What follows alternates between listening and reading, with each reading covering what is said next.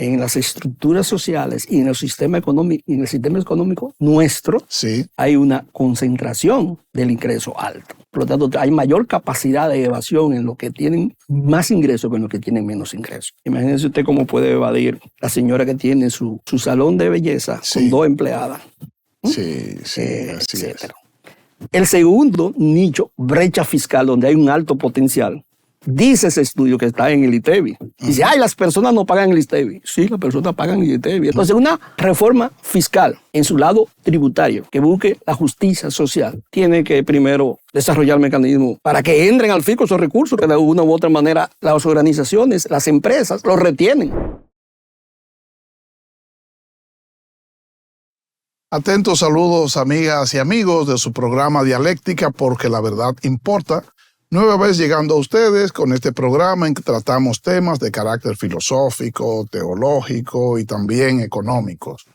Hoy tenemos a un invitado muy especial, un profesor, amigo nuestro.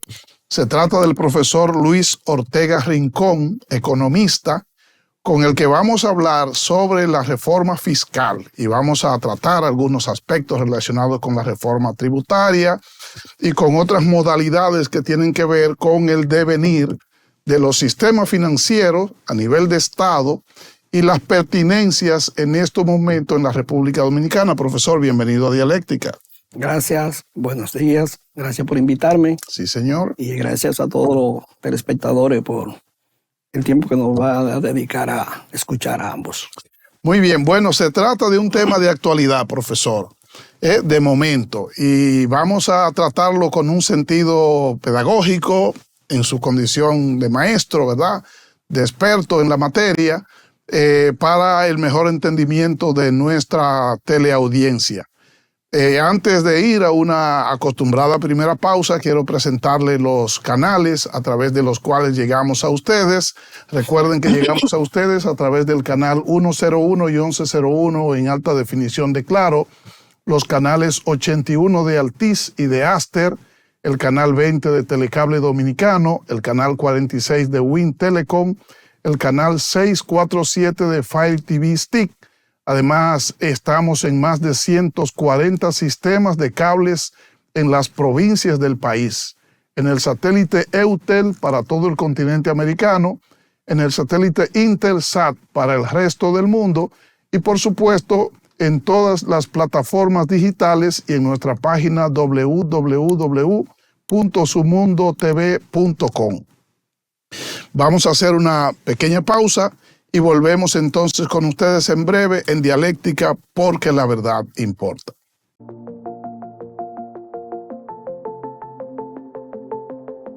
De regreso con ustedes en Dialéctica, porque la verdad importa. Como les había dicho, nos acompaña el profesor y economista Luis Ortega Rincón. El profesor Rincón es profesor de la UAS, de la cual es egresado como economista. También profesor de INTEC, de la cual es egresado también con maestría en la misma área. También estudió en México, ¿verdad? Con el CIDE. También en el área de economía. Tiene una gran experiencia, más de 30 años, profesor, trabajando en el área de planificación, correcto, desarrollo, diseño de políticas públicas. De modo que ha desarrollado décadas de servicio a la nación en la definición y en la planificación de proyectos de desarrollo nacional.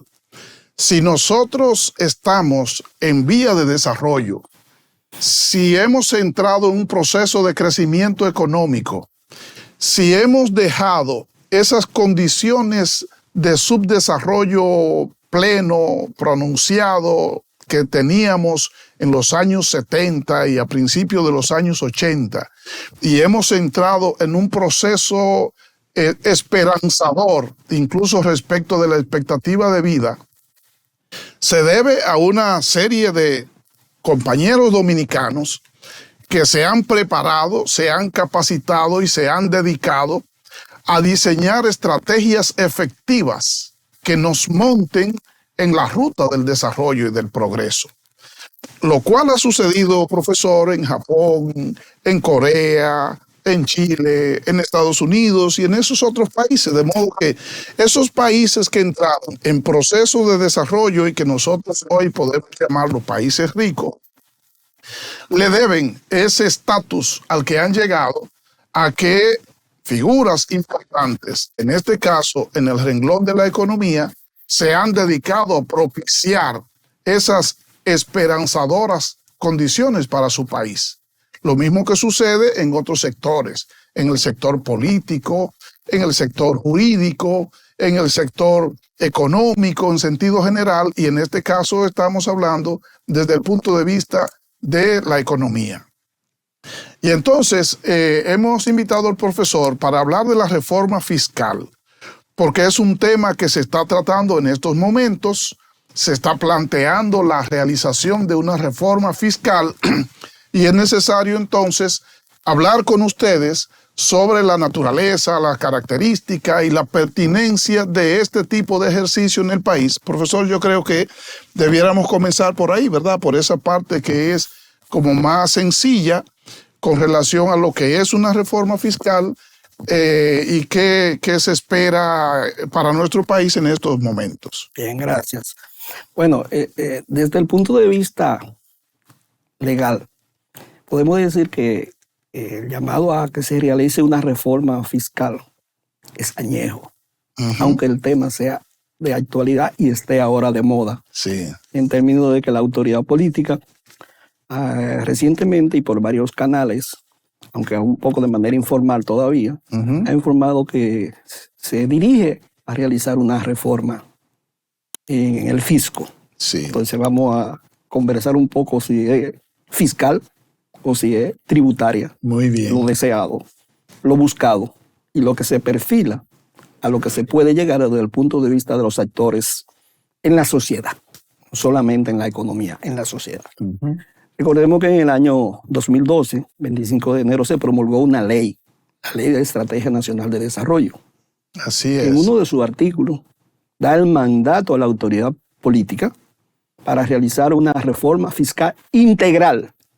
Esa última noción es importante tenerla en cuenta, porque cuando se concibió, no solo desde la autoridad gubernamental de entonces, sino cuando se llevó a consenso que usted en la participó sociedad, en ese proceso. Exactamente. Hubo una confluencia de todos los actores políticos, gubernamentales, privados lucrativos, ONG, organizaciones populares, sindicatos de maestros, etcétera, en que aprobaron a unanimidad ese artículo dentro de la ley, porque fue aprobada la ley. Dijo que integral. Y lo que significa integral es que había que abordar la problemática, porque es una problemática no solamente en la República Dominicana, en todos los países. O sea, lo primero que dicen las personas en sus diferentes roles: yo no quiero pagar impuestos. Sí. ¿No? Y por eso se llaman impuestos, porque la autoridad que lo debe de aprobar en sistema democrático, pues se hace el consenso, el diálogo, de una manera de que no es dictatorialmente, sino en conversación, buscando la mejor armonía entre los actores que intervienen en la sociedad en sentido general y en el sistema económico en particular. Sí. En ese entonces se planteó inclusive el alcance y las metas específicas, por varias razones, algunas de las cuales vamos a no enterarnos nunca. Nunca se inició el proceso o no se profundizó el proceso para realizar esa reforma fiscal, lo cual a la postre, a la actualidad, ha sido muy perjudicial, por lo que ello ha significado en términos de sacrificar recursos que el Estado Dominicano, a través de sus instituciones, pudo captar y dirigir para cumplir con sus roles fiscales tradicionales, que son asignación de recursos para hacer obras, escuelas, hospitales, carreteras, seguridad social, etcétera, y para atender una serie de necesidades sociales de carácter colectivo.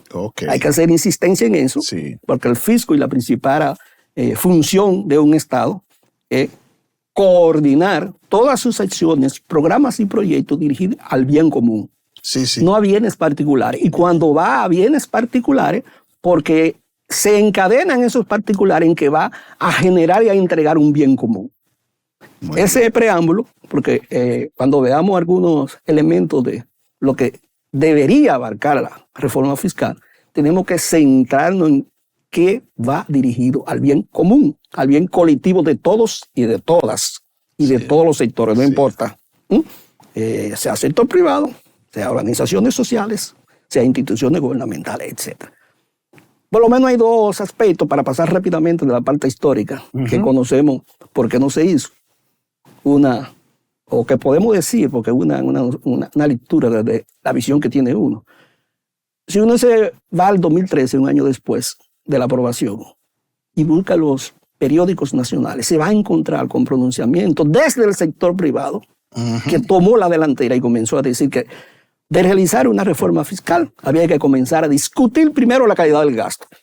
Y evidentemente el gobierno de turno cogió miedo. Sí, pues es una referencia. Es una referencia. Que hacen política una de pública. las razones por la que entonces el gobierno de turno de entonces se echó para atrás. La otra fue porque realmente llegaron a realizarse reuniones dentro de los sectores y por la característica de nuestra estructura tributaria. Lo que mandaba a hacer a determinados sectores de poder no le convenía que avanzaran. Por consiguiente, se paralizó, se olvidó. Ya la otra parte, que probablemente pudieron pescar sectores políticos, si desde el inicio tenían la idea de la reelección, entonces era mejor también postergarla para no hacerse impopular. Así es. Son las tres razones por las que no se hicieron. Y hay que insistir en esto porque la situación de hoy viene arrastrada por lo que no se hizo en el pasado y la del futuro por lo que no se haga ahora y se haga pensando en el bien común. Porque si no se hace de esa manera, podría profundizarse determinadas problemáticas sociales. Profesor, nosotros vamos a hablar un poco más adelante sobre los aprestos actuales, si se trata de un propósito integral también, como sucedió en aquel 2012 o no. Hay dos componentes, ¿verdad? Sector público, que tiene en sus manos el gasto. Y entonces se le reclama al sector público que ese gasto debe ser de calidad. Y cuando se dice eso, se está diciendo que tiene que manejarse y manejar sus políticas atendiendo a las condiciones, ¿verdad?, económicas. Pero hay un sector privado que también se beneficia de una serie de exenciones y de una serie de privilegios que a menudo también se les da, que el sector público gubernamental también pudiera referirle. Cuando en el año 2013 reaccionó el sector privado frente al gobierno, advirtiendo que era necesario desarrollar una ejecución presupuestaria de manera transparente, ¿verdad? Y calificar el gasto público.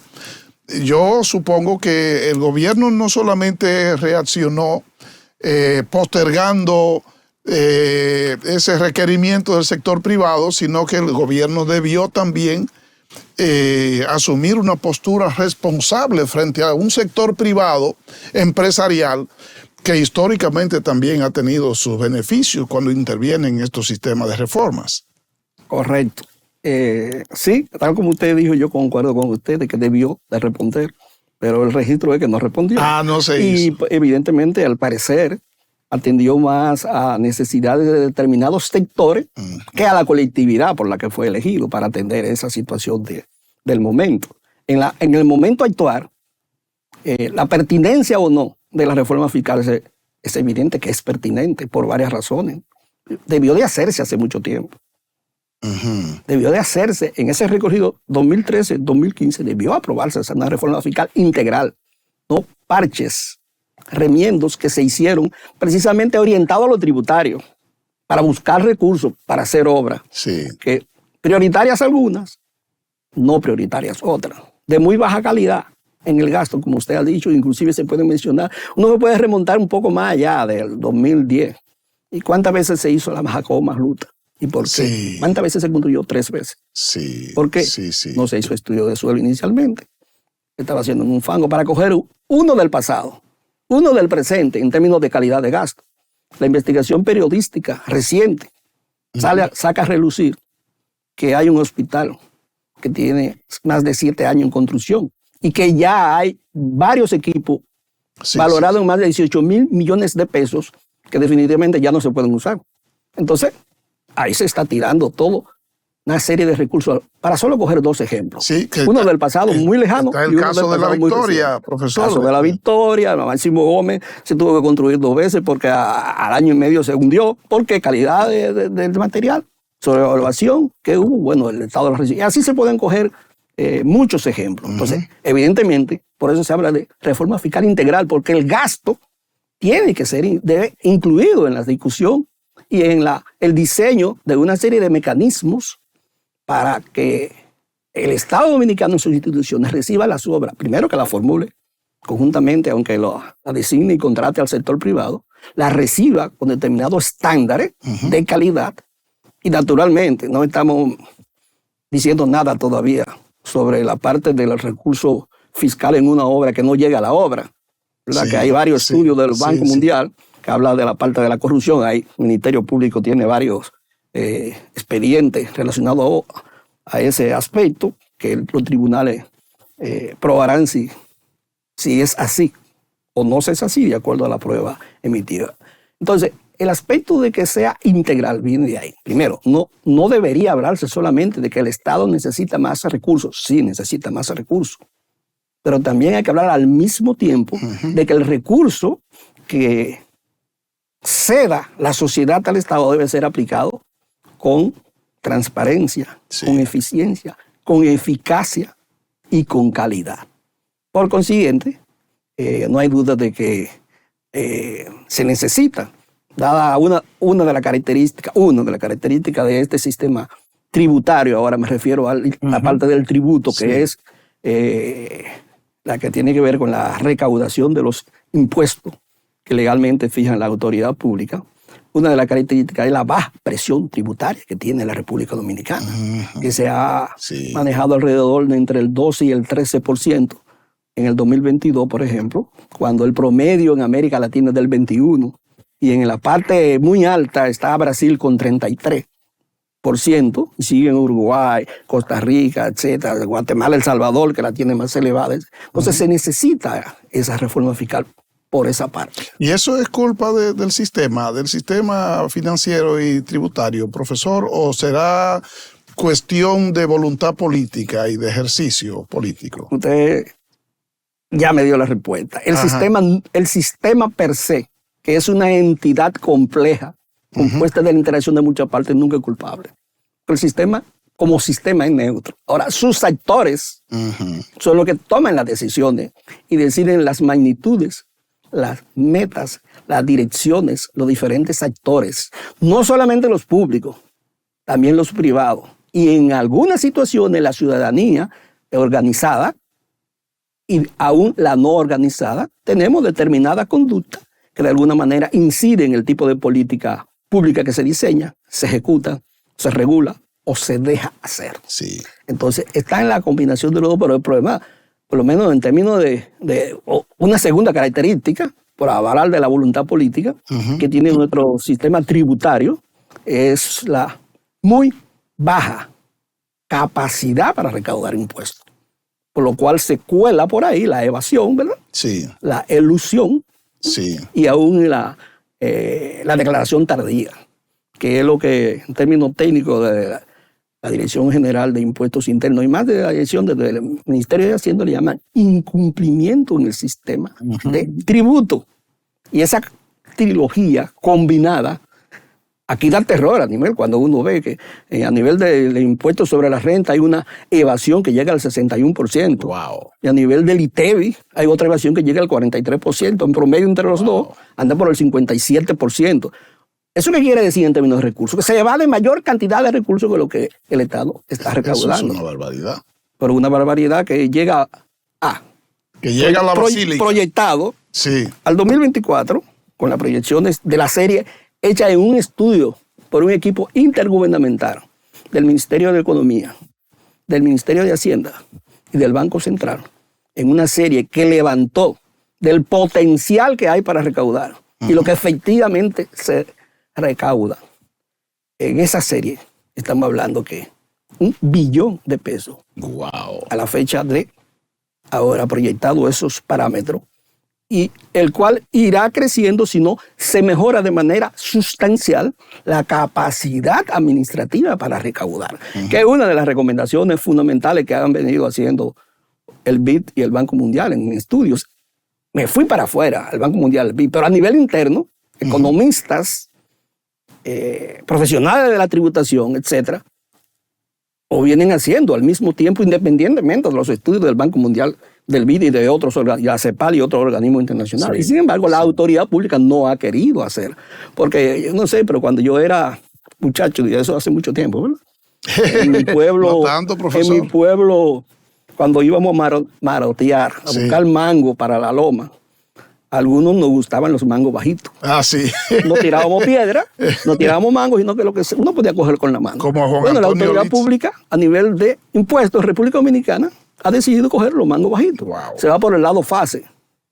Sí. Aumento de tasas y la tercera característica se va por el lado de las tasas de aquellos impuestos que cargan, golpean con mayor proporción a los sectores menores ingresos relativos. Sí. Que como sabemos, República Dominicana se sitúa alrededor del 90% de la población dominicana. Tiene ingresos promedio, no salario, ingresos promedio, que según la Oficina Nacional de Estadística, en los estudios recientes, en el sector formal, andan por los 32,000 pesos. Wow, por debajo de la canasta. La canasta está por los 46, ¿verdad? Sí, entonces estamos hablando de que hay un amplio trecho en donde no se... Y ahí entra, profesor, el tema de la justicia social. Efectivamente. Entonces, una reforma integral necesaria, en la actualidad, rápida,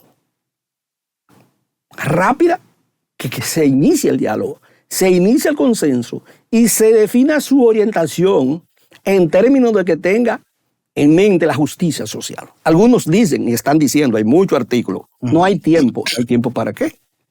Sí. Hay tiempo para muchas cosas. ¿Por qué? Definamos en términos el marco teórico, la dirección, las nociones de la reforma fiscal y su alcance y vamos por fase. Correcto. Porque efectivamente una primera fase puede ser de los primeros 3 años, en donde al mismo tiempo se integre la segunda parte y quede consensuado, firmado con los mecanismos. Porque una de las características de la institucionalidad dominicana es que a todo se dice que sí y a muchas cosas después no se hacen y se dejan ahí. Así y como no hay reacción, eso es irresponsable. Yo conseguí lo que quería, pero ya lo otro se queda. Con mecanismos específicos, porque si no se hace así, lo que se está apuntando, no del gobierno que todavía no ha hecho de manera formal su propuesta, pero sí de algunas vanguardias muy ligadas al gobierno, es como que se quiere hacer una reforma tributaria. Y ahí llegaríamos a hacer un parche, un remiendo que va a cargar a alguien. Hace 2 días, uno de los actores, representantes de organizaciones privadas, porque el Fondo Monetario Internacional, en el documento, más que el fondo, el equipo que estuvo aquí, que va a hacer recomendaciones a autoridades en Washington, está planteando que 2 figuras deben tomarse en consideración para hacer esa reforma fiscal integral, también le llama el fondo. Es la parte de la evasión en el impuesto sobre la renta, que llega al 0.07%, y esa parte se ve afectada porque dice, wow, no van a... El tramo donde van a querer recaudar es de nosotros. Sí. De determinados sectores que tienen los más altos ingresos en términos relativos, de donde debe de ser. Porque inclusive por ley ya está aprobada una serie de tramos en la cual la autoridad no la recauda por incapacidad administrativa. Incapacidad administrativa que no necesariamente viene de que sean incapaces los profesionales. Exacto, que están no es natural. No necesariamente, hay mucha gente capaz. Sí. Algo debe estar sucediendo a otros que bajan línea y que no le importa que pase el tiempo y que se deteriore cada vez más. Por ejemplo, el Banco Mundial habla de que la capacidad de recaudación apenas llega al 35% actualmente. O sea, hay todo un 65% que no se recauda. Entonces, integral. No solo tributaria, una reforma fiscal integral. Porque si es solamente tributaria, no vamos a ir y cogiendo mango bajito a querer fijando en las tasas nada más. Cuando hay que fijarse en muchas cosas más además de las tasas. Profesor, ¿Quién va a pagar finalmente el grueso de esos recursos? ¿El 1% de la población, el 2% de la población o el 65% de la población que no tiene capacidad adquisitiva suficiente ni siquiera para completar su canasta familiar, en donde debe de tener 3 empleos? Sí. Una persona, cuando es pareja, ambos con 2 y 3 empleos, y no poder dedicar tiempo a los niños, a la vida, que no es solamente trabajar, a vivir, a disfrutar, etc. ¿Usted decía? Sí, profesor, es que algunas personas se están preguntando, cuando usted habla de la inminencia y de la pertinencia de la reforma fiscal, se están preguntando, pero si estamos creciendo económicamente y si en términos de la capacidad de compromiso para préstamos, para empréstitos, no estamos tampoco en una situación extrema, ¿por qué es inminente la reforma fiscal? Que eso de que no estamos en una situación extrema, no debemos esperar que estemos en una situación extrema. Según la autoridad, la presión que tienen las deudas sobre el PIB apenas llega a 47, dice la autoridad pública. El doctor Apolinario Veloz, que viene hace varios años levantando información, tiene data que dice que no es, eso se remonta casi al 57, casi ronda los 60%. Y en vez de 55,000 millones de dólares de deuda, anda por los 69,000. ¿Por qué? Porque eso no está registrado, porque está fuera del sistema y son deudas que tiene la Universidad Autónoma de Santo Domingo, el BANET, el Banco de Desarrollo, tiene el Banco de Reserva, tiene la parte del Banco Central, que está garantizada por el Estado, tiene las alcaldías y todo eso hay que sumarlo y forma parte también. Claro. Entonces, ya en una franja de 57%, no reconocida oficialmente, pero real. Pero real, está ahí. Sí, está ahí. Sí, Usted, sí. Uno puede en su casa, en la administración micro, que no hay que equipararla a la macro, a todo. Es decir, hacerse el loco. Yo debo mucho, yo debo el 90% de mi ingreso, pero no importa. Todo se arreglará en el camino. Ajá, no me digas. Y cuando no se puede arreglar en el camino, ¿qué va a pasar? Así con tu casa, con tu vehículo, con la vida de tus niños. Entonces, hay que hacerle frente antes de que explote como una crisis que se salga de la mano. Y ya está lo bastante alto, pero lo que es más importante, está tan alta precisamente porque se ha recurrido a esa fuente de financiamiento por no haber hecho la responsabilidad de la reforma fiscal a tiempo. Entonces, como las necesidades sociales están ahí, hay una demanda de que se hagan más obras, además de que se hagan con calidad, aunque no se ve con buenos ojos el acudir al financiamiento externo y aún al propio interno. Hay una cierta comodidad porque es para hacer obras. Pero eso va creando una situación que se puede salir de control, que perjudique a todos y a todas, y sobre todo a los de menores ingresos, cayendo en la pobreza más personas de las que están. Menores ingresos y la clase media la también, clase media. muy afectada, así es. Bueno, profesor, entonces está claro, ¿verdad? Para la gente sí es pertinente porque lo que el pueblo sabe con relación a la condición que tenemos como nación en términos de las deudas, no reflejan exactamente la realidad que se está viviendo. La deuda es mucho mayor, los compromisos son mucho mayores y el nivel de riesgo también es mucho mayor del que se conoce en términos popular. Lo que sucede es que el populismo y el clientelismo, ¿verdad? Y el manejo político, entonces como que matiza en algún sentido esa especie de bonanza, pero realmente estamos en necesidad de hacer la reforma. La gente tiene que preocuparse, tiene razón a ponerse nerviosa cuando se habla de reforma fiscal, profesor. Bueno, más que ponerse nerviosa y preocuparse, lo que deberíamos ponernos en alerta y elevar nuestro nivel de conciencia para preguntarles a los poderes públicos que finalmente van a aprobar la reforma fiscal una vez consensuado, esperemos que con diálogo y que se consense, es decirle, ok, pero ¿qué orientaciones y cuál es el peso y quiénes van a pagar más en términos relativos? Sí. Porque en el 2016, para coger un punto cualquiera, puede ser el 2016, el 2015, el 2012, no importa, pero en el 2016, que los datos están más cercanos, el sistema tributario era altamente regresivo. Lo que quiere decir regresivo, que los sectores, las personas de menor ingreso relativo, pesan más los impuestos cuando lo pagan que algún rico que compre un whisky de 10,000 pesos y pague impuestos, y usted compre una botellita de ron, en términos relativos, pesa más lo que usted paga por una botellita de ron, de cerveza, la medicina o cualquiera, que los otros. Entonces, ¿hasta dónde llega esa regresividad? Sí. Algunos colegas dicen que no es regresivo, pero uno coge cuánto pagan los pobres y la clase media y cuánto pagan los ricos a través de los impuestos, y dice, bueno, pues los pobres y la clase media tienen una carga de 66%, los impuestos totales que se recaudan, y los ricos tienen de 34%. Es altamente regresivo. Eso era en el 16. Sí. En el 2003, actualizado, creció 2 puntos más la regresividad en contra de la clase media de los pobres, llegando a 72%, y el restante 20, Profesor, eso 28 es explosivo. A los ricos. Eso es explosivo. Exactamente. Porque eso ensancha la brecha y además incrementa la pobreza y lanza por debajo de la línea de la pobreza sectores. De eso vamos a hablar, profesor, y también de su expectativa en términos de la integralidad de la reforma fiscal que se propone. Lo vamos a hablar después de la siguiente pausa. Así que pausamos y volvemos en breve. Bien.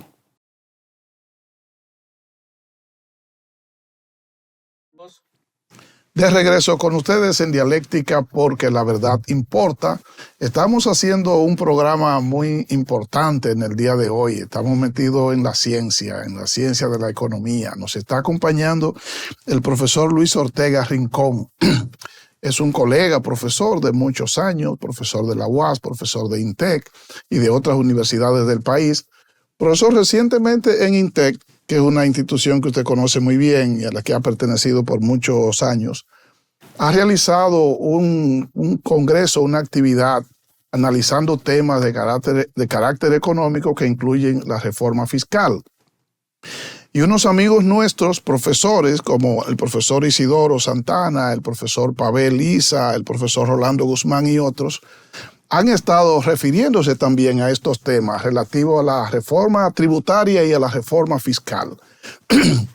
Y también, claro, en un escenario académico, no un programa de televisión como el nuestro, han hecho sus planteamientos relativos a ese escenario, considerando que además el profesor Pavel es el ministro de Economía, ¿verdad? Y que tiene su conocimiento, tiene su enfoque, su visión profesional y personal, y también tiene sus responsabilidades y su compromiso para gerenciar el ministerio, ¿verdad?, que tiene a su cargo. De modo que es importante la intervención de ellos. Y entonces hablaban justamente de eso que usted refiere. Ustedes, los economistas, coinciden mucho en ese aspecto de la pertinencia de la reforma fiscal. Y antes de la pausa, yo le planteaba la inquietud de determinados sectores sociales frente a esa inminente reforma por los riesgos que pudieran implicar. A mí me gustaría que en esta parte del programa usted se refiriera a lo que tiene que ver con la justicia social, ¿verdad? Y lo que tiene que ver también con la política que debe desarrollar el Estado para rescatar a esos sectores que, como consecuencia de la implementación de la reforma fiscal, son afectados y se van quedando por debajo de la línea de la pobreza. Y usted, que tiene tanta experiencia en ese sentido, porque ha trabajado en diseño, en planificación, en evaluación de programas económicos, pues nada mejor que usted para plantear esa temática. Bien. Desde el punto de vista de la justicia social, cuando se vaya a pensar en el diseño o una reforma de carácter integral, y si se decidiera que no fuera integral por determinadas condiciones sociales, que fuese tributaria, La primera pregunta que hay que hacerse, vamos a utilizar nociones del sector privado. ¿Dónde está el nicho para el producto? Es lo que se dice el sector privado cuando va a hacer su... Sí. En la parte fiscal, la pregunta que se hace, ¿dónde están las brechas tributarias? ¿Dónde está el potencial en el cual se puede aprovechar para recaudar? Sí. Bueno, pues según el equipo intergubernamental que le mencioné hace un momentito, que se hizo un estudio en el 2017, la brecha fiscal está en la evasión del impuesto sobre la renta, el cual evadió en aquel año 213 mil millones de pesos.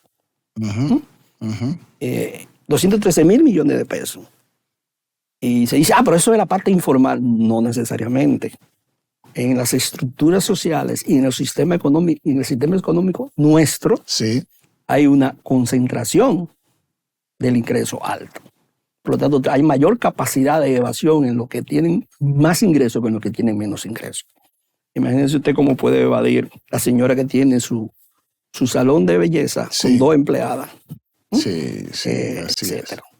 El segundo nicho, brecha fiscal, donde hay un alto potencial, dice ese estudio que está en el ITEVI. Dice, las personas no pagan el ITEVI. Sí, las personas pagan el ITEVI. Esta hoja cuando se compró para acá, para el canal, fue a una papelería y pagó su ITEVI.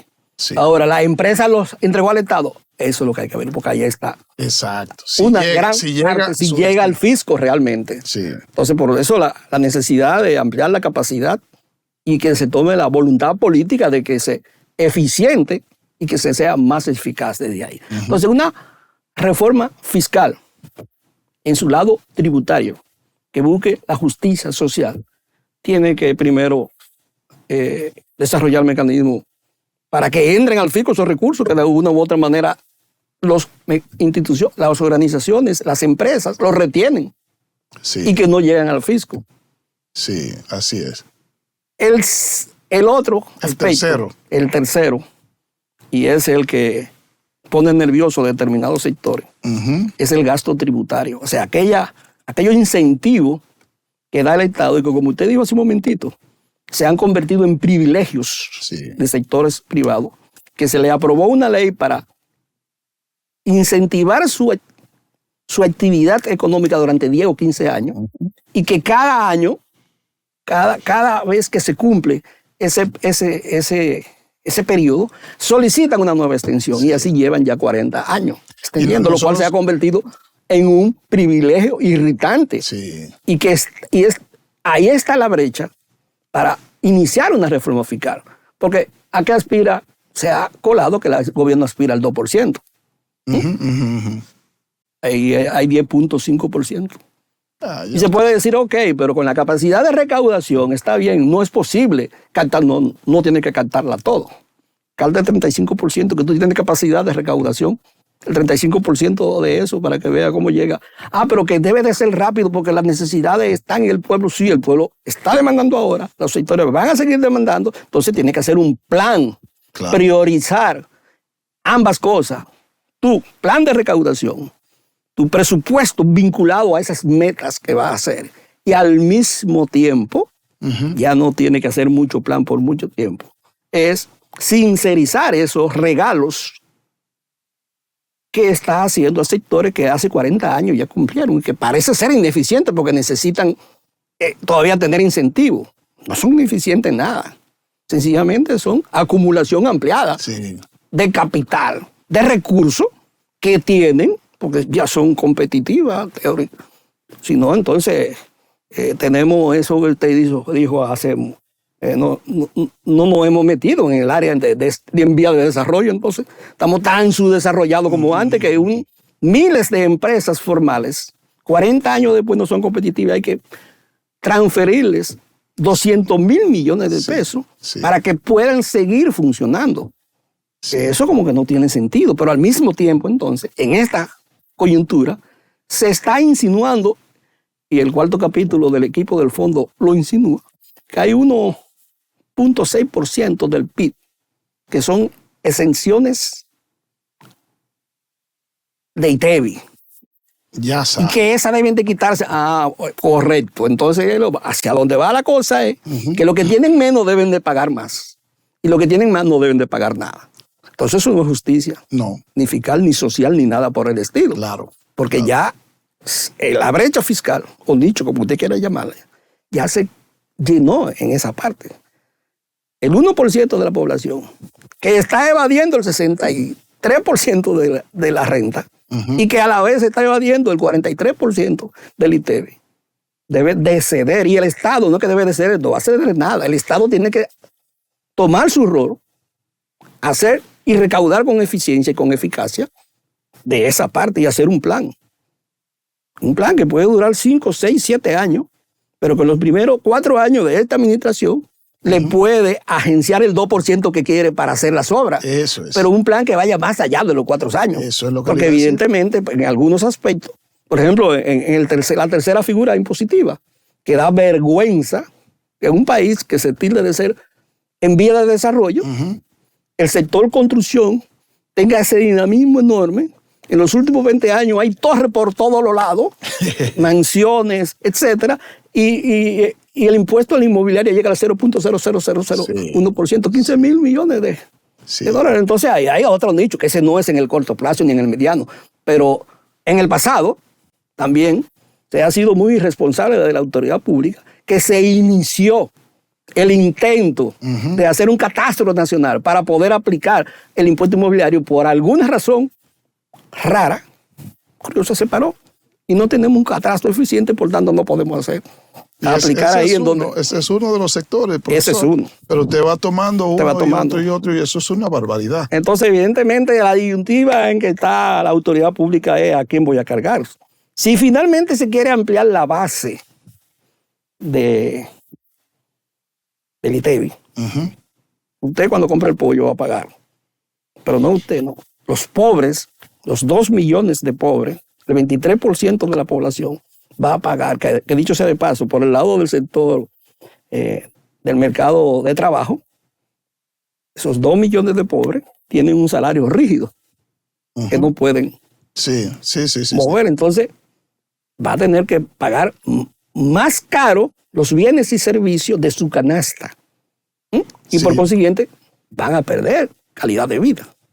Entonces, eso sería injusticia social. Ese es un tema conflictivo. Sí, y si usted tiene por un lado 1.6 del PIB, que queda exento de esos productos no industrializados, que están ahí, malos servicios, salud y educación, sería una barbaridad cargar a salud y educación para que paguen impuestos, ¿verdad? Sí, así es. Pero una barbaridad grande cuando las sociedades todas definen bienes y servicios preferentes, estratégicos, para fines de aumentar el bienestar social de los actuales y de los futuros ciudadanos y ciudadanas. Entonces, si tú tienes apenas el 1.6% y quieres ampliar la base para buscarte 200 mil millones ahí y tener más recursos, bueno, pero tú tienes por otro lado el 10.5%, ¿por qué de ese 10 puntos no te busca el 2? Ya usted sabe, profesor, los intereses que se mueven, los compromisos políticos, hay una serie de detalles. Por ejemplo, yo le iba a decir, profesor, ¿por qué hay prisa y hay que hacerlo para mañana si apenas vamos a iniciar un segundo periodo de gobierno del presidente Abinader? Pero no solamente eso, ¿no? Coja el programa de gobierno del partido de gobierno que salió triunfante. Busque su punto de promesa y dice, en ese tema, dice, iniciar un proceso para la implementación de una reforma, diseño e implementación de una reforma fiscal. Integral. Entonces, estamos en el momento, podemos iniciarla por fase, pero la rapidez de que sean solamente el 2% y que ya con eso yo me contento y termino y entrego y me voy. No, espérate, el problema va a seguir posteriormente. Claro, entonces, hagámoslo un poquito más despacio, consensuemos, dialoguemos, identifiquemos dónde están las brechas tributarias reales, no la ficticia, no la inventada, la que no cargan a los sectores de menores ingresos relativos. Y no es que no paguen eso, los que tengan capacidad de pago también deben de aportar, como lo aportan, ¿verdad? Porque hay medianas empresas que pagan sus impuestos en sus declaraciones, medianas empresas, dije, ¿verdad? Sí. Medianas. Pequeñas que hacen su esfuerzo y también lo hacen también. Pero entonces, vamos a ver cuáles son los grandes evasores. Yo me recuerdo cuando yo era joven también, que veía un político que se sentaba en la televisión todos los domingos, creo que era, y tenía una lista de evasores ahí. Y yo decía, pero si tú tienes la lista ahí, pásasela al DGI.